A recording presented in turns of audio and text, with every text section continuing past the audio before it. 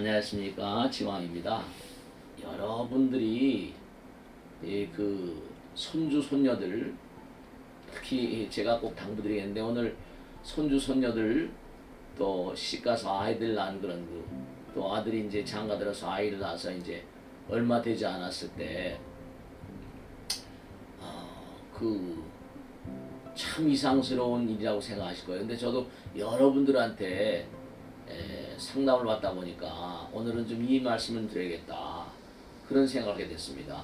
내용즉슨 뭐냐면, 이보살이 뭐냐면 아주 그냥 손주 때문에 죽으려고 그럽니다. 왜냐하면 그 딸아이하고 사위는 이제 맞벌이로 나가는 겁니다.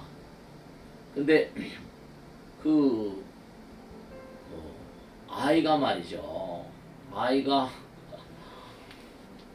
지금 생후 얼마 되질 않았어요. 이제 점점 커나가면서 밤에 자다 깜짝 놀랍니다.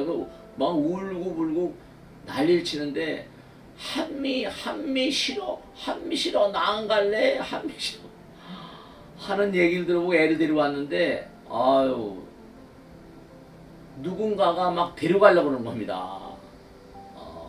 어린 아이를 말이죠. 여러분, 아이들 가운데 경기라는 거 있죠. 그 경기를 할 때 기응환이라는 걸 옛날에 많이 먹이고 그랬잖아요. 그죠? 참 정말 우리가 꼭 생각해야 될 게 뭐냐. 무슨 귀신 얘기다, 무슨 영혼들 얘기다 그러면 에이, 쓰잘데없는 소리 한다고 그러지 마시고, 저도 머리 감고 살고 하는데 말씀이죠. 여러분, 이런 경우는 어떻게 하면 좋을까? 한번 제가 말씀드렸는데, 여러분, 이 요목이 혹은 모목이란 말씀 들어보셨나요? 모목이라고. 어린 아이들, 특히 엄마 아버지 뱃속에서 나온 지 얼마 안 된 그런 아이들 있지 않습니까? 그런 아이들은 이른바 말하면 이 세상에 어떤 그런 나와서 살 수 있을 만한, 이런 엄마 아버지 뱃속에서 나올 때 면역력이라는 말씀 아시죠?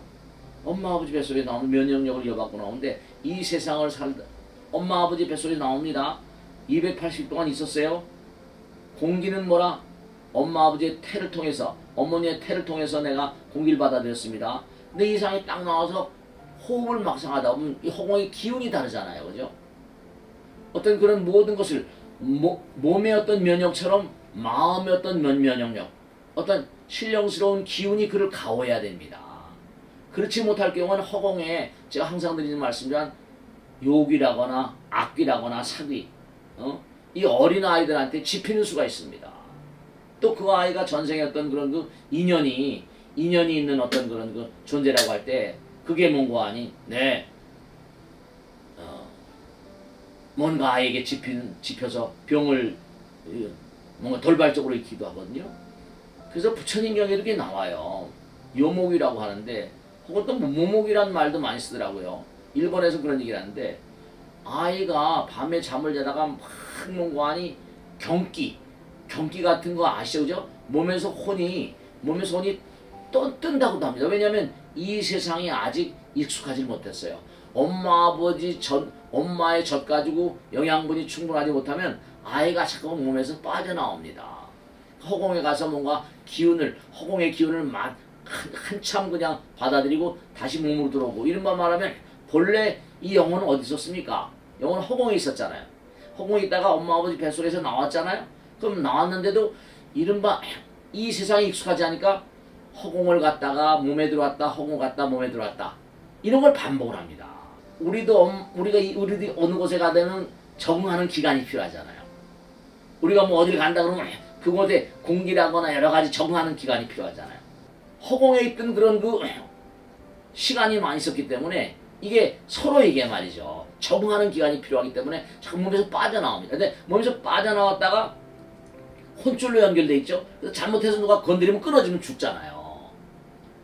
그럴 때 이제 뭔가 아니 허공에 들락날락 할 때 요목이 모목이 이런 귀신들이 혼줄 건드려서 아이들을 죽게도 만듭니다. 그럼 그때 어떻게 되는 거 아니, 허공에 떠 있다가 그 아이가 뭔가 아니 누군가가 공격할 것 같으면 확 높은 곳에서 확 꽂히듯이 그냥 자기 몸에 다시 들어온다. 생명의 위협을 느끼니까요. 그러면서 깨어나면서 으악 하면서 일어나는 게 이제 그때의 경기를 이끌거든요. 그러니까 아이들을 그런 그 재앙으로부터 수호하고 성장시키기 위해서 꼭 기도하라고 나옵니다. 그리고 또 하나 뭐냐면 이 모목이 요목이 그런 악귀를 갖다가 뭔가 퇴치하기 위해서 여러분 무환자 나무라는 거 들어보세요. 무환자 혹은 목환자라고 합니다. 환을 없애는 그런 나무라 이겁니다. 왜냐면 옛날엔 무환자 나무 가지로 막 귀신들을 그 귀신 사람은 때려가지고 그냥 귀신을 빼낸다고 그래서 무환자 목환자 그 나무 열매로 뭘 만듭니까? 염주를 만들어요. 그래서 제가 어떻게 하면 좋겠냐고 애가 자꾸만 그런데 그래서 꼭 염주 아이들 잠을 잘 때 염주를 손에 쥐어주고 잠을 자고 아이가 잠이 들 때 그때 정성스러운 마음으로 꼭 기도를 해주고 정성스러운 마음으로 기도하는 걸 몇 가지 가르쳐 들었어요. 주문을 외우고 악귀를 쫓아야 됩니다. 12살 안팎까지는 이게 악귀가 어린아이에게 자꾸만 집힐 가능성이 굉장히 큽니다. 그리고 우리가 생각하는 이 아이들의 어떤 그런 뭔가 부정적인 12살 미만의 아이들에게 이런 그 경기라거나 이런 부정적인 영향력을 행사하는 요목이 이런 그런 차원을 갖다가 뭔가 나름대로 퇴치하기 위해서라도 엄마 아버지가 아이들 손에 무슨 염주라거나 아니면 뭐 무환자 나무 같은 거 이제 그 열매 은행나무 같이 생겼습니다. 그게 은행나무 열매 같이 말이죠. 그래서 경기라거나 혹은 또 이 아이들이 뭔가 요목에게 빙의가 되고 집혀가지고 아이들이 괴로움을 겪는 경우가 있는데 이런 걸 퇴치하기 위해서라도 항상 좀 이렇게 그런 데 대해서 뭔가 배려가 있어야 됩니다. 그래서 부처님 말씀에 따르면 무환자 나무를 갖다가 해가지고 뭔가 악귀를 퇴치하는 기도라는 그런 게 필요하다. 이렇게 부처님께서 말씀하셨어요. 그래서 아이가 특히 뭔가니 엄마 뱃속에서 나와서 얼마 안 됐을 경우에 경기하는 거 이거 대체로 그런 경우가 많습니다. 그러니까 꼭 아이들 주변에 잠잘 때 염주 같은 걸 묻어준다든지 혹은 말이죠 뭔가 기도해주고 말이죠. 뭐 간단하게 반야신경 같은 거 반야신경은 바로 뭐냐 이런 악마를 퇴치하는 주문 그런 경전이다 생각하시고 반야신경을 간단하나마 많이 들려주고 하는 게 아이들의 성장에 큰 도움이 된다는 걸 꼭 말씀드립니다. 아시겠죠? 자 오늘 여기서 마치겠습니다. 대단히 감사합니다. 고맙습니다.